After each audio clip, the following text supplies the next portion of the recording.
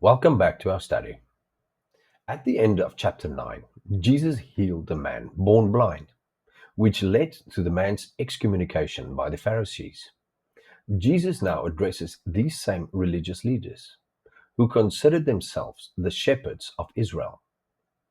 Using a powerful and familiar image, Jesus contrasts their leadership with his own, describing himself as a true shepherd and exposing them as impostors. In doing so, he uses a picture for humanity that isn't very flattering, but is deeply true. He calls us sheep. Sheep are notoriously dumb, easily frightened, and completely defenseless. They are utterly dependent on the shepherd for protection, guidance, and provision. This is the picture God uses for us. Jesus begins by describing a sheepfold, a pen used to protect the flock at night. He says that anyone who doesn't enter by the single door, but climbs in another way, is a thief and a robber. But the true shepherd enters by the door. He then gives two of the great I am statements of his ministry. First, he says in verse 7, "Truly, truly, I say to you, I am the door of the sheep." In ancient times, a shepherd would literally lie down in the single opening of the sheepfold, becoming the physical door. Nothing could get in or out without going through him. Jesus is declaring that he is the one and only way to salvation, safety, and provision. He says, "If anyone enters by me, he will be safe and will go in and out and find pasture." He is the exclusive gateway to the safety of the flock. He then contrasts the motive of the thief by his own. He says, "The thief comes only to steal and kill and destroy. I came that they may have life and have it abundantly."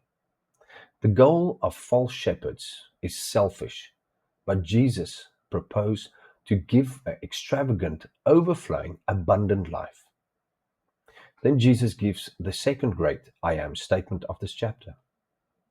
He says in verse 11, "I am the good shepherd." The good shepherd lays down his life for the sheep. He contrasts the good shepherd with a hired hand who works only for pay. When a wolf comes, the hired hand cares nothing for the sheep and flees, leaving the flock to be attacked. But the good shepherd has a personal, intimate relationship with his flock. Jesus says, "I know my own, and my own know me, and I lay down my life for the sheep." He knows us, and his sheep know his voice. Jesus then makes a profound statement about his own death. He says, "No one takes it from me, but I lay it down of my own accord. I have authority to lay it down, and I have authority to take it up again." His death would not be an accident or a tragedy. It would be a willing, sovereign sacrifice, an act of supreme authority over life and death itself. As always, Jesus' words cause division. Some say he has a demon and is insane, but others, remembering the last chapter, ask a powerful question: can a demon open the eyes of the blind? Jesus presents a clear choice between two types of leaders and two voices. There are the thieves and hired hands who use the sheep for their own gain. And there is the good shepherd who knows, loves, and lays down his life for the sheep. This passage challenges us to ask, whose voice are we listening to? Are we following the true shepherd who leads to abundant life, or are we being misled by other voices that ultimately lead to destruction?